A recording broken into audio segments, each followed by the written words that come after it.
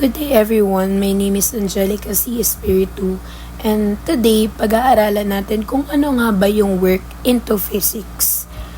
Kayo, tanungin ko muna kayo, kapag ba naririnig niyo yung salitang work, trabaho agad as in mga doctors, trabahong doctors, lawyers, engineer yung pumapasok sa isip niyo? Pero ano naman kaya ang ibig sabihin ng work into physics? So, a work is done when we put a force on an object, which causes it to have a displacement in a body or in an object. So, work daw is, nangyayari siya kapag nag-i-insert tayo ng force sa isang bagay. For example, tinulak mo yung isang ball. So, technically, may work ka nang nagawa doon. And as well as kagaya ng ginagawa ng boy sa PowerPoint, tinutulak niya yung cart. So, nagkakaroon ng force kasi may work tayong nagagawa.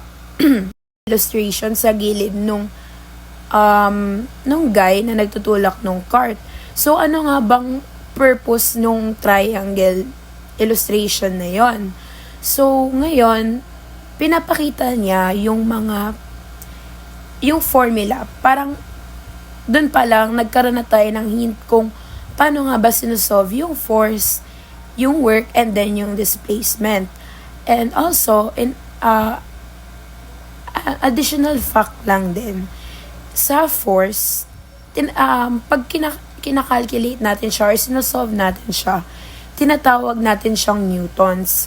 Kasi, connected din to sa law of acceleration ni Isaac Newton, which is yung second law niya.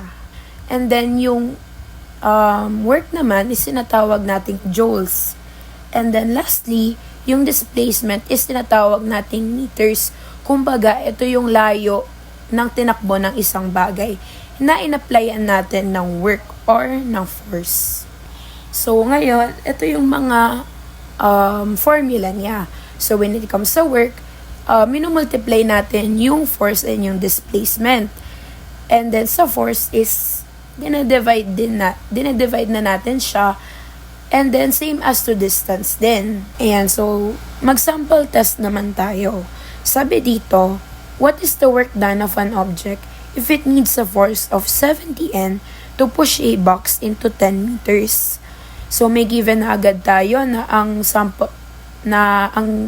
meron tayong 70 N and 10 meters. So, ano nga ba yung standard format sa pag-solve ng work and then ng force saka displacement? So, meron tayong tinatawag na GUFSA method, which is the G stands for the given. Kagaya nga sa example natin na meron tayong 70 newtons, which is yung force, and then 10 meters, which is yung displacement. So, ano kayang nawawala?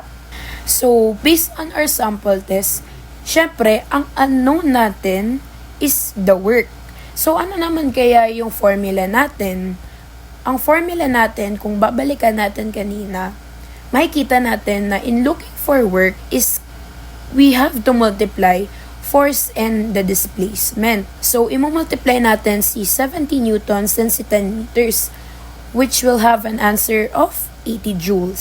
So moving forward to our next sample test, Emil is helping her friend to move into her new apartment. He needs to push a heavy box across the floor with 25 joules to move the box and a distance of 0.5 meters. What is the force Emil applied to the box? So meron na naman tayong hint na ang given natin is 25 joules, which is yung work, and a 0.5 meter, which is a displacement. So ngayon, dahil may hint na tayo na meron tayong work and meron tayong displacement or distance, therefore, ano na lang yung nawawala? Si force or si Newton. So ngayon, kung babalikan natin ulit sa formula na pinakita natin kanina, ano yung formula for force? So we have this work divided by distance. Then, i-divide lang natin si 25 joules to 0.5 meters. So 25 divided by 0.5 is we have an answer of 50 newtons. Alice is a part of a running competition. A day before the competition, she wanted to practice to see how far she can go. With a 2 joules and a 200 newtons, how far can she go, or how far can Alice run? So, kagaya lang din sa naging example natin or yung sa naging second example natin, gagamitin pa rin natin si goof sa method.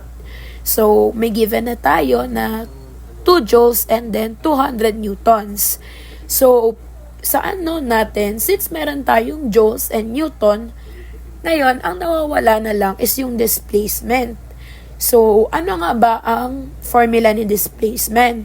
So, we just have to divide work and then the force. So, our solution will be 200 divided by 2. So, ang magiging sagot natin is 100 meters. So, technically, Alice have run 100 meters.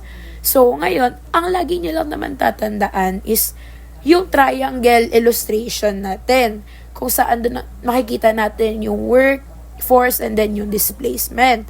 Kasi, ang tatandaan nyo lang palagi, si work, siya lang yung natatanging minumultiply. And then the rest is i-divide mo na siya. You have to always remember kung ano yung ibig sabihin ng letter J, ng letter N, ng M. Kasi minsan sa mga word problem, hindi nila sinasabi kung ano yon, or hindi nila fino-full yung word. Halimbawa, 20 joules.